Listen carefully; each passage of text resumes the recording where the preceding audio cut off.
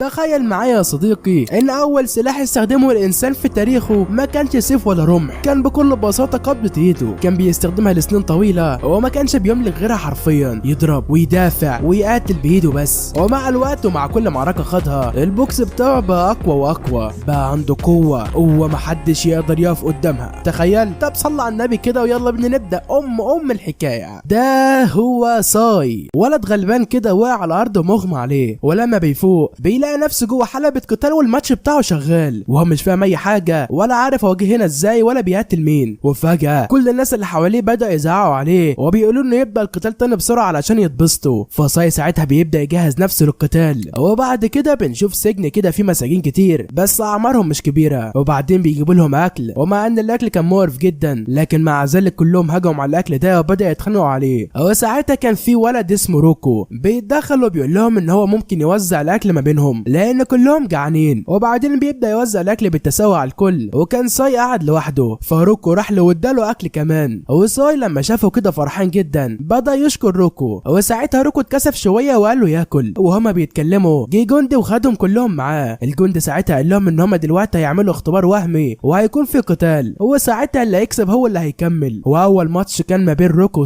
وساي ما كانش مبسوط خالص، وده لانه ما كانش عايز يقتل روكو. وبعدين الاتنين بيجهزوا نفسهم، وبنعرف وقتها ان روكو مقاتل جامد جدا ومختلف تماما عن اي ولد تاني. وساي كمان بيستعد، والسيد المعسكر بيطلب منه انه يربط عصابة راسه. وساعتها بيجي واحد اسمه زوير وبيعرف ساي ان اول ماتش هيبقى مع روكو وانه مقاتل جامد جدا وقوي بس مفيش داعي للخوف. وساعتها الماتش بيبدا وروكو في دماغه انه هيقدر يهزم ساي بسهوله، فعلشان كده قرر يخلص الماتش بضربه واحده بس، وده برضه علشان ساي ما يتعذبش. وساعتها روكو بيبدا يتحرك ناحيته علشان يضربه، بس ساي فجاه بيتحرك بسرعه رهيبه لدرجه ان روكو ما قدرش يشوفه، وبوم روكو هو اللي بيتصاب. ولما شافه كده اتفاجئ جدا، وساعتها بدا يفكر ازاي ساي عمل كده. وبعدين بيحاول يهجم عليه من تاني بس ما قدرش يلمسه ولا مره. وساي كان بيقدر يهرب من كل ضرباته، وبعدين ضربه بوكس في وشه وكذا ضربه على جسمه لحد ما روكو وقع على الارض وما قدرش يقوم من تاني. وساي كان شكله محبط جدا بعد اللي حصل، بس زوير بيزعله وبيقول له انه كان بيقاتل بكل قوته. وساعتها الناس كلها اتفاجئت ان ساي بيعرف يلاكم بالمهاره دي، وان روكو ما قدرش يضربه ولا ضربه واحده. وبعد كده ساي راح لروكو وبدا يمدح فيه وقال له انه تقنيته جامده جدا. وساعتها ساي مد ايده لروكو علشان يساعده يقوم، لكن اول ما روكو مسك ايده جنود كتير رموا عليه سهم وفي ساعتها مات. وساي اتجنن من اللي حصل وبدا يزعق وبيسال ليه هم قتلوه. ووقتها واحد قام وقال ان المكان ده ما فيهوش مكان للخسرانين واي حد بيخسر بيتقتل. وبعد كده الراجل ده طبع اول حرف من اسمه على يد ساي وقال له من النهارده انت مقاتلي وهتقاتل باسمي، ولو كسبت 100 ماتش هتاخد حريتك وساعتها هتبقى حر طول عمرك. فساي فرح بالكلام بس بدا يفكر طب لو خسرت ماتش واحد كده انا انتهيت، ساعتها هيموتوني فورا. وفضل في حاله قلق. وبعد كده زوير بدا يدرب ساي، وكان بيفكر في نفسه بيقول ان ساي دوت موهوب جدا لان من النادر اصلا ان انت تلاقي حد في السن ده بيعرف يضرب بوكس بالقوه دي. بس ساعتها لاحظ ان ساي بيستخدم ايده، فعلشان كده زوير قرر يقرب منه ويشرح له انه لازم يستخدم رجليه وركبته كمان، وده علشان فيهم قوه اكتر من الايد. زوير ساعتها عمل حركه برجليه كانت قويه جدا، بس بعدها حس بألم جامد جدا في ركبته وقعد في مكانه. ساعتها وقتها اتضح ان عنده اصابه في الركبه وعلشان كده رجله مش شغاله كويس. وفي الوقت ده كان في شويه ناس واقفين بيتكلموا، وقال ان زمان زوير كان مقاتل قوي جدا وكانوا بيسموه بالذئب اللي ما بيتهزمش، ولكن بسبب الاصابه زوير دلوقتي مش قادر يقف كويس. وساي كان واقف وسمع الكلام ده واتعصب منهم، بس في اللحظه دي قام وقال لساي انه لازم يتدرب، وده علشان في قتال قريب هيحصل ما بين مدارس التدريب والملك بنفسه هو اللي هيكون منظم القتال ده، وساي هيروح للماتش ده كمقاتل عبد. وبعد كده بنشوف ساي ومعاه شويه عبيد ماشيين في طريقهم للحلبه، وساي كان متفاجئ جدا وده لانه مش عارف المكان ده وكان المكان كبير ومرعب جدا. ووقتها زوير قال ان المره دي هيكون في قتال حقيقي ولازم على ساي انه ياخده على محمل الجد. وبعد كده ساي بدا يتمشى جوه قلعه روما وبدا يبص على التماثيل اللي هناك، وساعتها في حد بيجي له بيساله هو بيعمل ايه هنا، فرد عليه وقال له انه جاي هنا علشان يقاتل. ولان ساي كان منفصل عن مجموعته فالولد اللي قابله ساله اذا كان هو عبد ولا لا، وساعتها عرفه على الطريق اللي هيوصل بيه لاصحابه. وساي بدا يمشي وقال للولد شكرا، فرد عليه الولد ده وقال ان اسمه روسا واتمنى له التوفيق في القتال. وبعد كده جه وقت الماتش بتاع ساي وكان خصمه اسمه جيدو وكان بان عليه انه قوي جدا. وساعتها الاتنين بدأوا القتال، وجيدو كان فاكر ان ساي مجرد عيل صغير وهيغلبه بسهوله، ولكن ساي بدأ يهاجم والهجمات بتاعته كانت سريعه وقويه جدا لدرجه ان جيدو ما كانش قادر يلاحق حركاته وما كانش قادر يهرب من اي ضربه من ضربات ساي، وعلى طول وقع على الارض من كتر الضرب. فجدا حاول ينهض من تاني بس ما عرفش يقوم، وساعتها ساي كسب اول ماتش ليه وكان فرحان جدا في اول انتصاراته. بس فجاه الناس كلها بدات تقول اقتلوا جدو، وجدو اتوتر وخاف جدا، وظهر واحد واسمه ديمت فراح سأل الملك اذا كان هيعمل ايه مع المقاتل الخسران، والملك كان لسه صغير وما كانش عايز يقتل حد كده وخلاص فخاف جدا. ووقتها ساي قرب من الملك كده وبص له كده اشاره كانه بيقول له اهدى، فساعتها الملك ارتاح شويه بالاشاره دي. ولكن ام الملك اتعصبت جدا وسالت ازاي عبد بيدي اوامر للملك، وعلى طول امرت يقطعوا ايدين ساي الاثنين. لكن ديمت قال لها لا، لان كده صوره الملك هتتاثر قدام شعب روما وممكن بعدين يحصل مشاكل للملك بسبب القرار ده. فساعتها ام الملك خافت وفهمت اللي قاله ديمت وردت عليه وقالت له خلاص اللي الشعب عايزه هو اللي هيحصل. وساعتها ما حصلش حاجه لساي، ولكن في المقابل جدو اللي اتقتل. وبعد كده زوير ضرب ساي بالقلم وساله انت ازاي عايز تموت، ازاي تتصرف كده قدام الناس. بس ساي قال له لو كل مره نكسب فيها خصم بيموت يبقى انا كده اللي قتلته. فزوير قال له ما يفكرش في الكلام ده وطلب منه يركز في الفوز وبس. وبعدها جندي جه لساي وقال له يمشي عشان الملك عايزه. وساعتها الملك بدا يمدح ساي جدا وقال انه مقاتل عظيم في السن ده، وكان متفاجئ اصلا ان في ولد صغير كده في روما كلها. فراحت ام الملك وسالت زوير هو مين يطلع الولد ده، فرد عليها زوير وقال اسمه، وقال كمان ان هو اللي بيعلم ساي القتال. فام الملك كانت تعرف زوير من زمان لانه مقاتل مشهور جدا، وبعدين افتكرت ان هو اللي درب احسن الجنود بتوعها وكان عنده خبره كبيره جدا. وبعدين ديمت دخل وقال انه تقتل مع زوير من 10 سنين فاتوا وكان قدام الملك اللي فات، وقال كمان ان القتال ده كان جامد جدا. وهنا ساي كان بيفكر في القتال ده. المهم ان ركبه زوير اتصابت في المعركه دي وده اللي خلاه يضطر يسيب القتال. وديمت قال انهم خلوا ماتش النهائي بتاع النهارده ماتش خاص جدا، وساعتها كل الناس بدات تتفرج على الماتش النهائي واللي كان ماتش روسا. وساعتها عرفنا ان روسا هو ابن ديمت، وساي اتفاجئ جدا لما عرف المعلومه دي. وخصم روسا كمان كان شكله قوي جدا، وزوير قال من اول نظره باين ان روح القتال عنده عاليه برضه. وساعتها الاثنين بداوا القتال، واول ما بدا روسا رفع خصمه ورماه على الارض، وهنا كل الناس اتفاجئت جدا من اللي حصل. وبعدها روسا ضربه بضربه تقيله بتكنيك عالي جدا، وده اللي خلى الخصم مش قادر يعمل اي ردة فعل. وبعدين مسك ايده كسرها وفاز بالماتش. وديمت قال ان الحركه دي والتكنيك ده موجود في عائلتهم من سنين طويله، وهو الوحيد اللي هيورث كل تقنياتي. وبعد كده شفنا ساي ماشي مع روسا وهم ماشيين بيسمعوا موسيقى للملك وبتعجبهم جدا. وساعتها الملك كان مبسوط لما شافه مستمتع كده وبدا يعزف موسيقى تانية. وبعدها بداوا يتكلموا، وساي من كلام الملك فهم انه مش مبسوط من جواه. بس فجاه ام الملك جت وكانت مش مبسوطه ابدا، وده لان ابنها قاعد يتكلم مع المقاتلين وخصوصا المقاتلين العبيد. فطلبت من ساي وروسا انهم يقاتلوا بعض، وهم ما كانش قدامهم اختيار تاني فاضطروا يجهزوا نفسهم للقتال. وفي اللحظه دي زوير وديمت جم، وزوير حاول يمنع القتال ويحمي ساي بس الوقت كان فات وما قدرش يعمل اي حاجه. وساي وروسا وقفوا قدام بعض وكانوا مستعدين للقتال، وعلى طول ساي بدا يهاجم روسا بس روسا سد كل ضرباته بسهوله. وفي لحظه وروسا ضرب ساي بركبته في وشه ورماه على الارض، وبعدين بدا يخنقه وساي مش قادر يفلت من القفل اللي عمله عليه. وفي الوقت ده ام الملك كانت بتساله مره تانية الملك المفروض يعمل ايه دلوقتي. فالملك اتعصب جدا وقال انا عمري ما كنت عايز ابقى ملك ولا دميه في ايدك. ولما قال لها كده ام بدات تعيط وقالت له ان هي تعبت جدا عشان توصله للملك وانه في الاخر بيكلمها بالطريقه دي. فعلى طول خدت بعضها من المكان وبدات تمشي وهي بتعيط، وعلى طول الملك مشي وراها. وساعتها روسا اكتفى انه يخلي ساي يغمى عليه بس ما يقتلوش. وبعد شويه ديمت ضرب روسا لانه سابه يمشي من غير ما يعمل له حاجه، بس روسا كان فخور بقراره وما ندمش عليه. ومن الناحيه الثانيه ساي كان محبط جدا بعد ما خسر، وقال لزوير ان الخساره وحشه قوي وانا مش قادر اتحمل احساس الخساره اللي جوايا ده. بس زوير قال له حس بالاحساس ده وخليه جواك، وانت المفروض عمرك ما تنساه علشان تقدر تكسب دايما. وبعد كده شفنا ان بعد فتره البيت اللي كان ساي محتجز فيه كعبد اتدمر، وساعتها ساي اتباع في مزاد. بس حتى دلوقتي ساي بيجي مملكه روما وبيقاتل كمقاتل عبد. وبعد كده الملك الجديد بتاع ساي قال له هو وباقي العبيد اللي معاه انه هيخليهم يكسبوا فلوس كتير جدا. وبعدين كلهم راحوا مدينه اسمها بومبي، وهناك عرفوا ان في راجل غني جدا عامل بطول قتال وهم اتدعوا علشان يشاركوا فيه. وبعد كده راحوا المكان اللي هيقعدوا فيه، وكان المكان كبير جدا وده فرح ساي قوي علشان كده يقدروا يتدربوا في مكان واسع وكبير. بس فجاه جه راجل وبدا يهددهم وقال لهم لو اي واحد فيهم دخل في وقت تدريبه هيقتله. بس في نفس الوقت ده جه راجل تاني اسمه روتو ووقف وقال له انه مش هيسمع كلامه، وده علشان هو كان عبد زيهم قبل كده. وقبل ما يحصل خناقه ما بينهم جه راجل اسمه ناسكا وده المسؤول عن امن المكان كله، وساعتها فصل ما بينهم. وبعدين الاتنين مشيوا وساي كان فرحان جدا انهم ما اتخانقوش. وبعد كده الراجل ده بدا تمرينه وكان لابس حلقات حديد في ايده ورجليه وبدا يتدرب بيتدرب بطريقه غريبه جدا. وساعتها صاحب ساي سأل ناسكا مين الراجل ده، فقال له ان ده اسمه اندن وانه اقوى مقاتل هنا ومفيش حد قدر يغلبه في الساحه لحد دلوقتي. وبعد كده زوير بدا يدرب ساي واصحابه وكان بيشرح لهم عن حاجات كتير عن جسم الانسان، بس ساي كان كل تركيزه على اندن لانه كان بيتدرب من 4 ساعات متواصلين في نفس المكان. وفي نفس الليله ساي كان رايح للحمام فشاف واحده ست كده فوق السطح، فبدا يفكر انها ممكن تكون حراميه، بس في اثناء وهي نازله وقعت وعلى طول ساي راح يساعدها. فالست دي سالته انت مين وبتعمل ايه هنا، فرد عليها وعرفها ان هو بيكون مقاتل عبد، وعلى طول سالها هي تطلع مين، فاتصدمت لما لقيت انه ما يعرفهاش، فوقفت وقالت له انت اكيد جاي من مكان بعيد علشان كده ما تعرفنيش. وبعدين عرفنا ان اسمها سابينا وهي من المدينه دي واجمل بنت فيها، ومع الوقت كل الناس عرفوا بجمال سابينا وبقت مشهوره جدا. وبعدين ناسكا جه وسابينا بدات تمشي وترجع. وتاني يوم شفنا ان في حد كان بيتدرب عن طريق القتال مع كل العبيد والكل كان تعبان جدا ومفيش حد عنده طاقه يقاتل. ووقتها سابينا نادت على اندن من فوق وقالت له انه دايما بيقاتل الضعاف وانها عمرها ما شافته بيغلب خصم قوي، وسالته لو وصل لاقصى قوته وهو قال لها لسه بس هيوصلها قريب. فهي عرفته ان كل الرجاله بيقولوا كده. وبعدها سالته عن سبب عيشه فقال لها بسبب الوعد اللي ما بينهم. فقالت له وعد ايه يا ابني، شوف انت رايح فين. والعبيد التانيين على طول فضلوا يتريقوا عليه. وبعد كده شفنا سابينا قاعده وجات لهم واحده ست كده تطلب مساعدتها وقالت لها ان في شويه ناس قاعدين بره المحل البار بتاعها وبيضربوا الزبائن وبيطردوهم. فسابينا وافقت تساعدها وعلى طول راحت معاها لهناك ومعاها كل مقاتلين العبيد. فسابينا راحت للبلطجيه اللي هناك وقالت لهم يمشوا، بس هم رفضوا وقالوا بدل كده يخلي سابينا معاهم. وساعتها سابينا قالت للعبيد يجهزوا نفسهم للقتال وراحت واقفه ورا العبيد. وساعتها العبيد كلهم اتجهزوا وبدات المعركه. وفي وسط المدعكه دي ساي كان بيقتل الزعيم بتاعهم وضربه جامد جدا لحد ما الزعيم وقع ساي على الارض وجري، بس العبيد كملوا وضربوا بقيه البلطجيه. وبعد كده ناسكا جه وسابينا اتعصبت عليه وقالت له ليه ما جاش اندن بسرعه لان الزعيم قدر يهرب. فناسكا قال لها تنسى الموضوع، بس فجاه اندن جه وهو جايب الزعيم مربوط بحبل وسحبه وراه، وكل الناس اتفاجئت ان اندن لوحده قدر يهزمه. وسابينا مدحته جدا بس قالت له ان هم خلاص يطروا على الوضع قبل ما هو يوصل. فرد عليها اندن وقال لها انها ما كانش ينفع تخرج مع ناس غريبه كده. وبعد كده سابينا قالت انها وصل لها انه كسب 48 ماتش على التوالي. وساعتها ساي بدا يسال نفسه هو بيتكلم عن وعد ايه بالظبط. فاندن قال لسابينا ان هيوفوا بوعده وده لما يكسب البطوله الجايه. فناسكا اللي كان واقف وراهم بدا يفكر ان مهما اندن حاول ومهما وفى بوعوده سابينا عمرها ما هتحبه من قلبها وانه بيضيع عمره عليها بالفاضي. وبعد كده بنشوف ذكريات ليوم عيد ميلاد سابينا واندن كان موجود وبارك لها. فسابينا ضحكت وقالت له يعني عبد هيجيب لي هديه ولا ايه، بس اندن فاجئها واداها 30 فوز متتالي في بطولات فينوس. وسابينا سالت ناسكا وقالت له هو ده مهم للدرجه دي، فقال لها ان مفيش حد في المدينه دي كسب العدد من الماتشات دي ورا بعض قبل كده وده يعتبر انجاز كبير جدا. وقتها سابينا قالت لاندن ان لو كسب 50 ماتش ورا بعض هتحرره من العبوديه وتخليه المدرب الشخصي بتاعها. ونرجع للوقت الحالي، سابينا قالت له فاضل لك ماتشين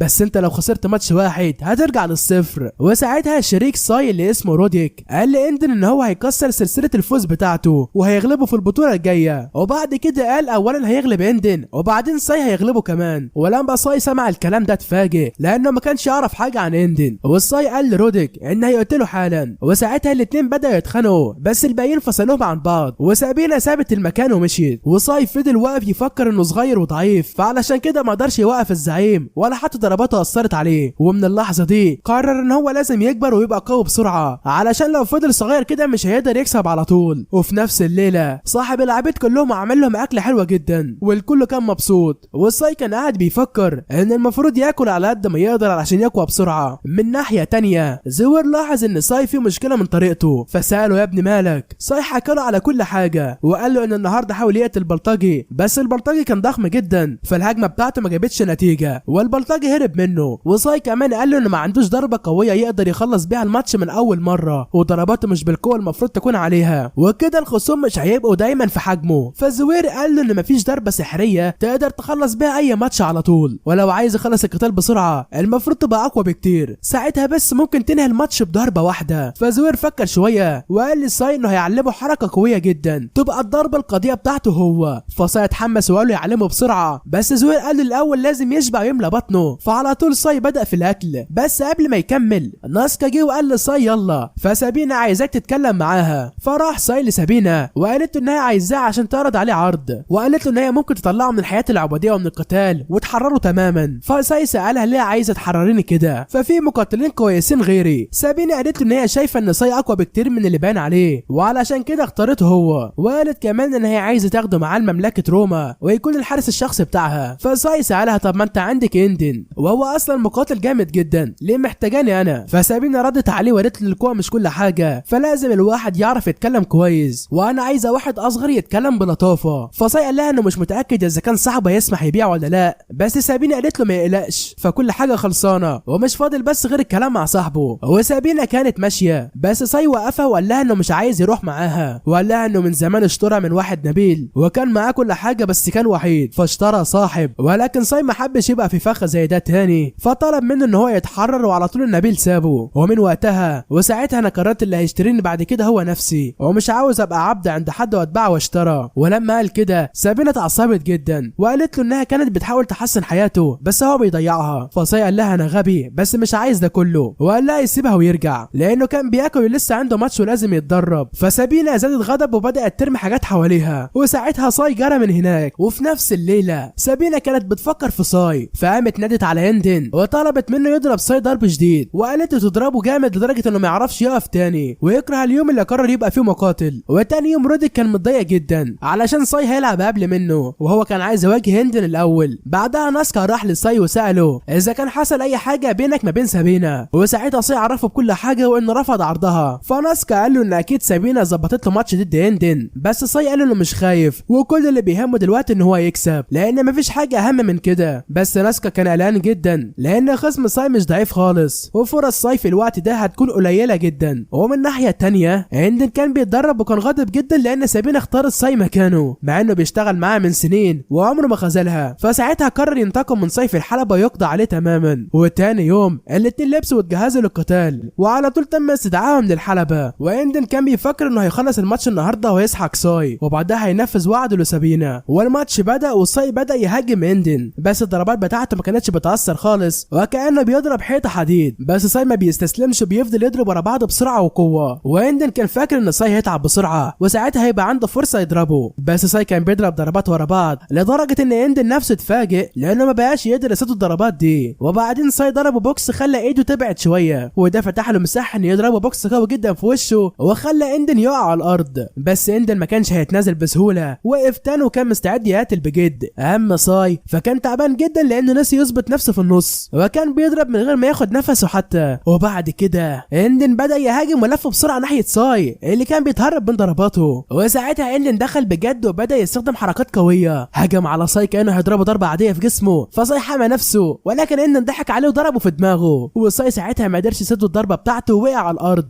والناس كلها بدأت تستنى هندن وزوير، وكان عارف ان هندن هيعمل حركة غدر وكان متفاجئ من تكنيكه. وساعتها ساي وقف تاني بصعوبة وكان مستعد يكمل، وكان بيفكر ان ضربة هندن قوية جدا ولازم يخلي باله منها بعد كده علشان لو استمر كده مش هيقدر يصمد قدامه كتير. بس دلوقتي هندن ما كانش بيهجم، كان واقف في وضع دفاعي والناس افتكرته انه بيتسلى بساي. ولكن زوير كان فاهم ان هندن بيجهز لهجمة قتالية، وناسكا كانت فاهمة من طريقة وقفته انه ناوي يعمل ضربة خطيرة جدا على ساي، والضربة دي ما تنفعش تتعمل لطفل. بس ساي ما كانش فاهم حاجة وبدأ يضرب تاني ضربات ورا بعض، وهندن في دماغه بيقول لو فضل يضرب كده الموضوع هيبقى اسهل عليا، وكل ما يتعب اكتر فرصته في الفوز بتقل. فعلى طول قرر يضربه في بطنه، بس ما كانش يعرف انه عامل فخ. واول ما ساي نزل يضربه في بطنه هندن كان مجهز لضربة بكل قوته، والضربة كانت اقوى بسبب وزن ايده. فساي وقع على الارض وما قدرش يقوم من تاني. وساعتها الناس كلها بدأت تعيط على ساي، وزوير واصحابه كانوا بيزعقوا وبيقولوا له انه يقوم من تاني. بس ساي ما كانش سامع اي حاجة، وفي اللحظة ديت سمع صوت جواه بس ما كانش عارف مين. وبعد شوية فهم ان ده صوت زوير، ووقتها بدأ يرجع لوعيه. ولما فاق وقف من تاني بس ما كانش فاكر هو فين ولا ايه اللي بيحصل. وبنعرف ان احيانا بسبب الاغماء ممكن الواحد يفقد ذاكرته، وده اللي حصل لبطلنا ساي. ولما رجع للوعي ما كانش فاهم هو جه هنا ازاي ولا ايه اللي بيحصل ولا عارف اي حاجة، وكان فاكر انه هيموت وما كانش قادر يهرب من ضربات هندن. لكن رغم كده ما استسلمش، وكان كل اللي في دماغه ان هو مش هيخسر. وحتى هندن قال له بلاش تكمل القتال ممكن تموت، بس ساي ما كانش بيسمع وكمل. ولان خصمه كان بيقاتل بطريقه مختلفه تماما، وقتها افتكر كلام زوير لما قال له طريقه ازاي يهزم خصمه من اول ضربه. والناس كمان بدات تزعق وتقول ان هندن دايما بيخلص الماتش بسرعه، بس المره دي لسه الماتش ما خلص. وواحد من اصحابه قال انه مش فاهم فاهم ازاي بس ساي مش قادر يهاجم باي ضربه، وكل مره بيقوم بسرعه وكانه ما حصلش حاجه. حتى بعد ما اندن ضربه ضربه قويه جدا، ساي قام تاني بسرعه وبدا يقاتل كانه لسه بادئ، واندن بدا يهاجم لكن ساي خد خطوه لورا وبعد كده تقدم وضربه، بس اندن تهرب من الهجمه وحرك ايده بعيد، وساعتها ساي كان هيقع ولكن اثناء ما هو كان بيقع قدر يتفادى الهجمه وضرب اندن في ظهره وبعدين وقف تاني بعد ما وقع. ومع ان البوكس بتاع ساي ما كانش مؤثر قوي على اندن بس كان على الاقل نجا من هجمته، ولكن بعد كده شفنا ان الضربه المباشره خلت الجزء الشمال من جسم اندن يتصاب، وزوير ساعتها فهم ان اندن قبل كده كان بياخد ضربه علشان يحضر لهجمه خطيره، بس المره ديت الضربه اثرت فعلا والناس كلها استغربت لان قدامهم مقاتل قوي جدا وبرضه حصل له كده. بس ناسكا كان لسه مش فاهم ايه اللي بيحصل مع اندن لحد ما بدا يلاحظ ان ساي بقى يفهم حركات اندن، وده خلى من السهل عليه انه يتوقع الضربات اللي جايه. هو بيفتكر اول مره لما جه هنا وقابل سابينا اللي قالت له ان هي عايزه عبد واحد وانها تختار الاقوى منهم، فساعتها كله دخل يهجم في كله وفي الاخر اتبقى هو واندن. ولما كان هيكسب اندن بس الداله الروسيه كسرت مناخيره وفي النهايه اندن اللي كسب، ومع انه بقى عبد استراتيجي ونجح في الاخر بس كان ندمان انه ما قتلش واستخدم كل قوته، وبعدها فضل يشجع في ساي، ولكن في نفس الوقت كان لسه صعب على ساي يتعامل مع الهجمات، وده لان اندن كان فاهم ان ساي بدا يقرا حركاته، فساعتها قرر يكون حذر جدا في كل خطوه. اندن كان بيفكر انه ممكن يهزم ساي بالسرعه بس جسمه اقوى بكتير من جسم ساي، فبالنسبه له اي ضربه من ساي كانها لعبه اطفال، وهو اصلا كان مستعد يضحي بعظمه علشان يكسب. وساي كان راسه متعوره وبدا الدم ينزل والناس كلها اتصدمت، وساي حس ان الاصابه في جبهته، وزوير اتوتر جدا لان النزيف في العين في وقت القتال ممكن يبقى خطير جدا. اندن كان في دماغه ان ساي عادي وده اللي وصله للحاله دي، وسابينا كانت بتتفرج وهي فرحانه جدا باللي بيحصل، واندن على طول رجع لوضعه الطبيعي. وساعتها ساي قرر يستخدم التكنيك اللي زوير علمه له وعلى طول هاجم اندن تاني ولف وراه وضربه زي ما زوير قال له، والضربه جت قويه جدا وده خلت اندن يتشل وما قدرش يتحرك ولا يتهرب، وساي بدا يلمع والناس كلها بدات تهتف لساي واعلن ان هو الفايز، والكل بدا يقول ان اندن كان من النخبه وخسر قدام طفل، فساعتها بدا يقول ان هم عايزين يقتلوه. فساي حس بالذنب